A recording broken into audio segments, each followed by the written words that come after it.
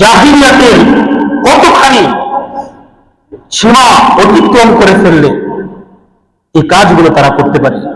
আল্লাহ রাব্বুল আলামিন ইরশাদ করেন, ইয়া আইয়ুহান নাস ইন্না খালাকনাকুম মিন যাকারিন ওয়া উনসা وجعلناكم شعوبا وقبائل لتعارفوا إن أكرمكم عند الله أتقاكم।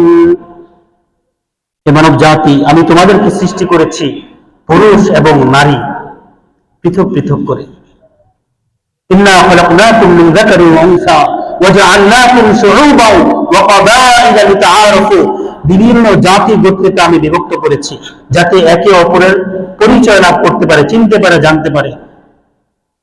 এরা কুরাইশি, এরা হাশিমি, এরা চৌধুরী বংশের, এরা ভুঁইয়া বংশের, এরা বাঙালি, এরা হিন্দুস্তানি, এরা পাকিস্তানি, এরা আরবি, এরা অনারবি, কেবল শুধুমাত্র পরিচয়ের জন্য। কিন্তু আল্লাহ রাব্বুল আলামিন বলেন, এই পরিচয়ের মাত্রা যেন এমন না হয় একজনের উপর আরেকজনের অধিকার খর্ব করা হয়, সীমাকে ছাড়িয়ে যায়, এটা নয়। একজন মানুষের উপর আরেকজন মানুষের মর্যাদা এবং সম্মান সেটা তখনই নিম্ন হবে যখন সে তাকওয়ার মাপকাঠিতে উন্নীত হবে। ইন্না আকরামাকুম ইনদাল্লাহি আতকাকুম। এরা আরবি দেখি, এরা সম্মানিত, এরা অনারবি, এরা অচ্ছদ, এরা অপয়া, অসম্ভব। রাসূলুল্লাহ সাল্লাল্লাহু আলাইহি ওয়াসাল্লাম বলেন, লা ফাদলা লিআরাবিয়্যিন আলা আজামিয়্যিন ওয়ালা লিআজামিয়্যিন আলা আরাবিয়্যিন।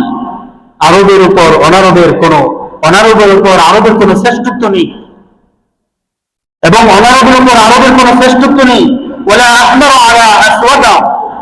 কালোর উপর লাল বর্ণ, যারা লাল বর্ণের, তাদের কোনো শ্রেষ্ঠত্ব এবং মর্যাদা নেই। মর্যাদা কেবল নির্মিত হবে ইল্লা বিত্তাকওয়া। তাকওয়ার মাপকাঠিতে কেবল মর্যাদা নির্মিত হবে। দিনমজুর, রিক্সা চালায়, সমাজের নিম্ন শ্রেণীর, তার সাথে আমি নামাজে দাঁড়াতে পারবো না, এই চিন্তা যদি আমার ভিতরে থাকে, এই শ্রেণী বিন্যাসের বিষয় যদি আমার ভিতরে থাকে, আমার ভিতরে জাহেলিয়াত আছে কিনা বলেন? মেধার যোগ্যতার ভিত্তিতে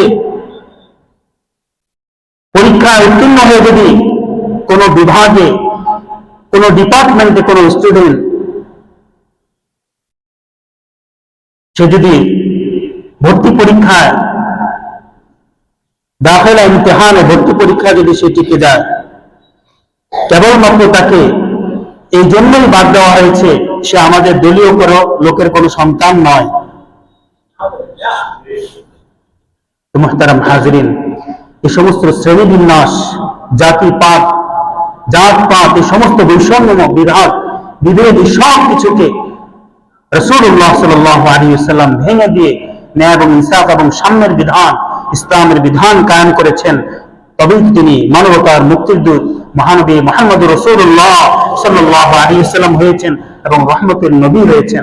আল্লাহ রাব্বুল আলামিন আমাদের সকলকে সেই মহান নবীর আদর্শ গ্রহণ করার, অনুসরণ করার তৌফিক দান করুন।